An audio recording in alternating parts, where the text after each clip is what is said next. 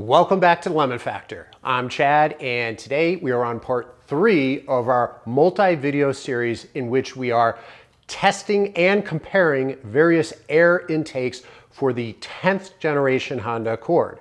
So I have behind me one of our 2 project cars, a 2019 Honda Accord 2.0 Touring with the 10-speed automatic transmission. And we have been testing various intakes. I have been taking you through the install process. I have provided sound clips, and we have taken the car to the dyno to see how much horsepower the performance air intake makes. And in part 1, I'll leave a link in the description below, we took a fresh OEM air filter, compared that to the PRL performance air filter and to the PRL Stage 1 air intake system. We took the car to the dyno to see how much additional horsepower a higher flowing, a freer flowing air filter would produce. And if you haven't taken a look at that video, the results were quite interesting. In part 2, we took the Mishimoto Air Intake. I took you through the install process. I provided some sound clips under various driving conditions, and then we brought the car to the dyno to see how much horsepower that air intake produces. I'll tell you right now, it's not as much as Mishimoto claims. Still, there are some gains, and if you haven't taken a look at the video, please do so. I'll leave a link in the description below. But today's video, part 3, is with the aFe TAKEDA Air Intake system. And after aFe TAKEDA, we're going to do the same thing with the PRL high volume air intake. So if you have not subscribed yet, please do so. If you're a subscriber, please make sure you've turned on notifications so that you're made aware of future videos. So if you're interested in seeing more and hearing more, then stay tuned.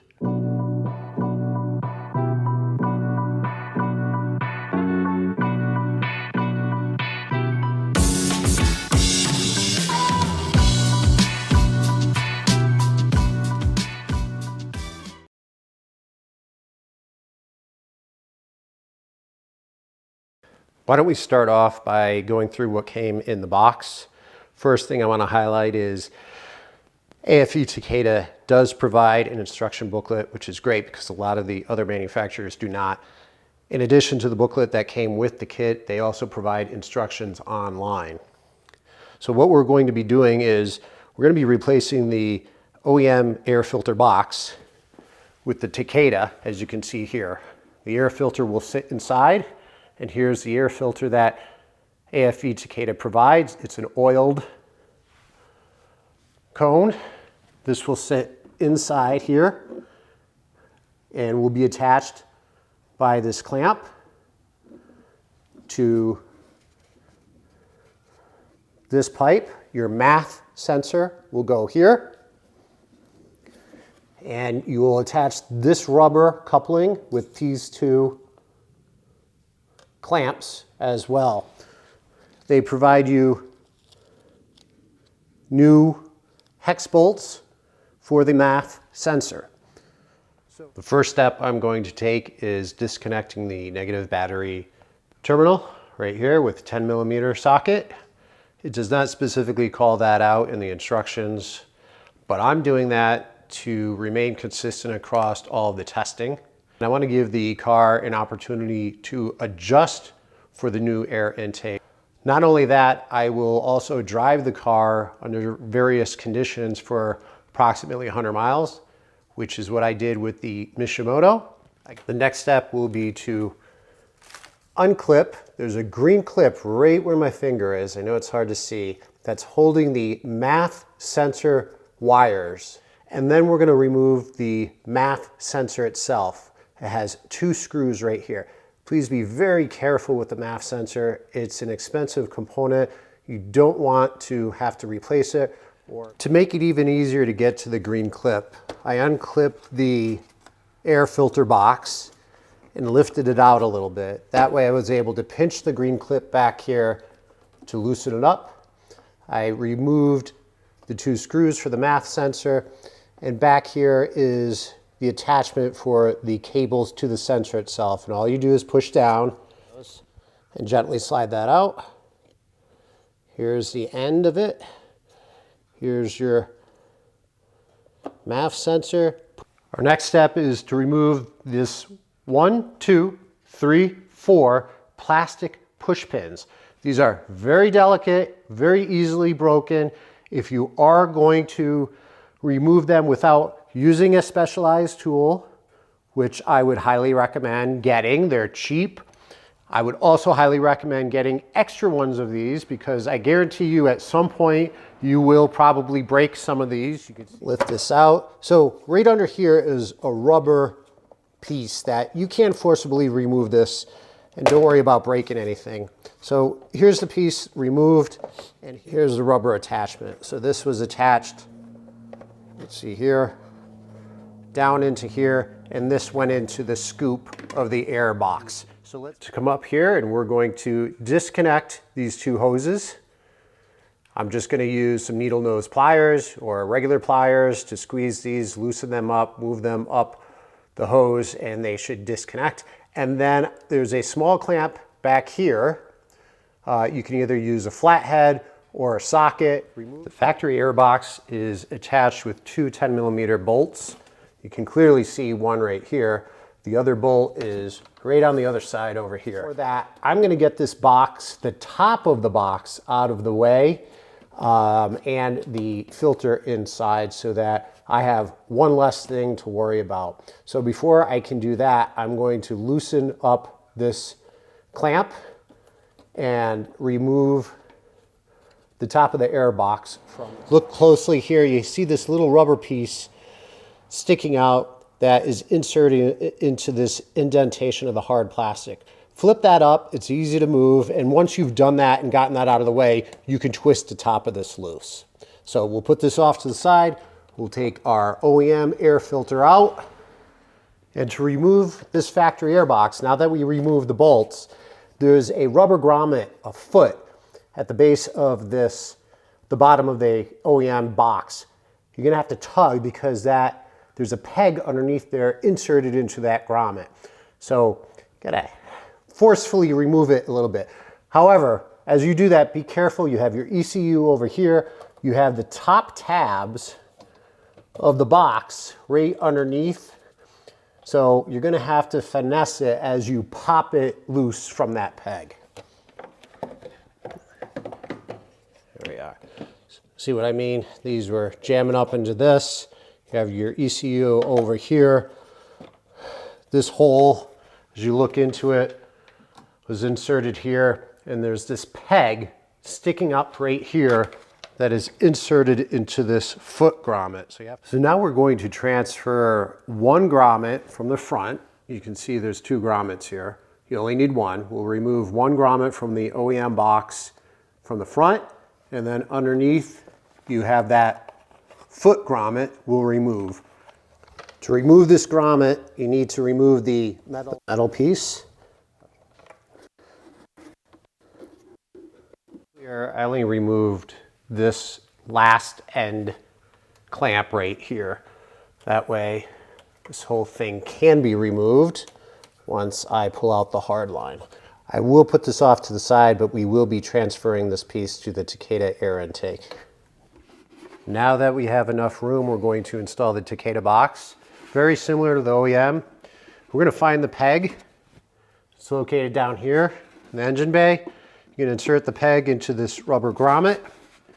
You're also going to make sure that the hole is lined up with the resonator hole. Firmly press in. Once we've got that into place, we will use our 4 plastic push pins. And over here, we will use one of our 10mm bolts, or had problems inserting the plastic push pins. The Takeda plastic is rather thick, and these pins are barely long enough for them to expand once they're through both of the holes. So I did get these 3 in, having a hard time over here because it does not sit flush. Is that a big deal? Well, you are spending a lot of money on this system. I would expect the fit and finish to be better. But now we are going to install the Takeda coupling, just like that, with this clamp. I won't tighten it down all the way, but just enough to hold it in place.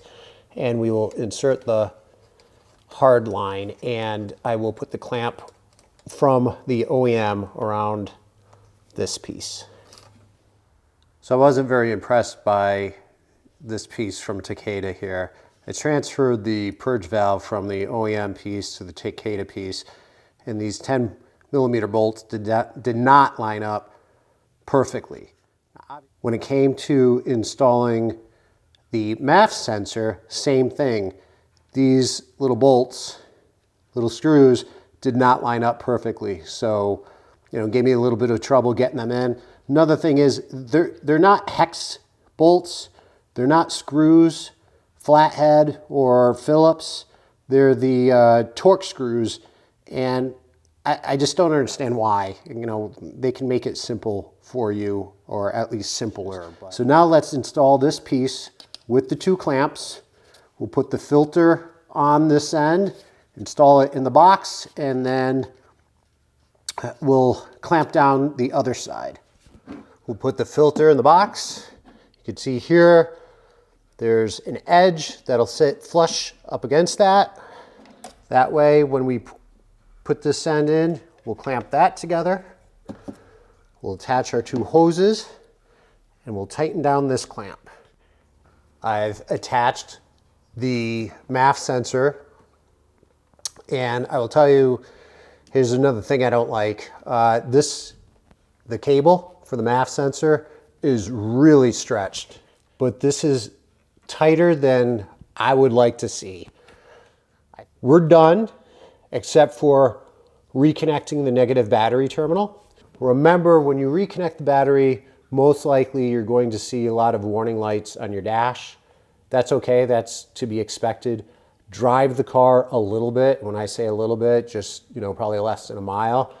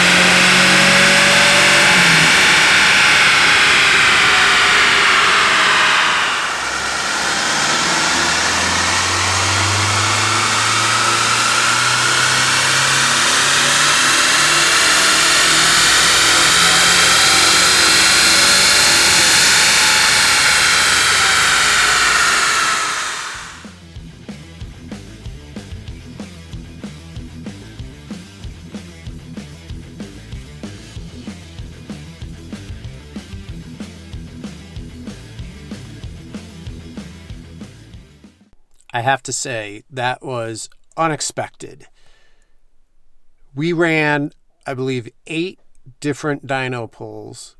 And again, we let it cool off so that the engine coolant temperature, the intake temperature were the same for each one of the runs and consistent with how we tested our previous air intakes, including the Mishimoto. Well, we've lost anywhere between 3 to 4 wheel horsepower. We also lost 10 foot-pounds of torque. Now, I've mentioned in the past, I'm not giving a ton of credit to the torque because of how quickly it comes on and how it spikes right at around 2,000 RPM.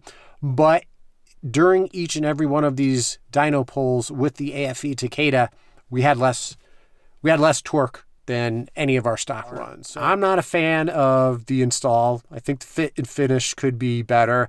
Hey, if you're looking for noise, you can definitely hear the air intake when you start the car up, when it's idling, and early on in the RPMs, and then it goes away. With that said, I'm anxious to move on to our next air intake, which is the PRL high volume air intake. So we're going to get that installed. We'll see if the install is any different, see if the fit and finish is any different, see if we can hear if there's a difference in how it sounds compared to the Mishimoto and the aFe TAKEDA. Then we'll bring it to the dyno and we'll see how much horsepower the PRL high volume air intake produces. So that's it for today. Thank you very much for joining, and until next time.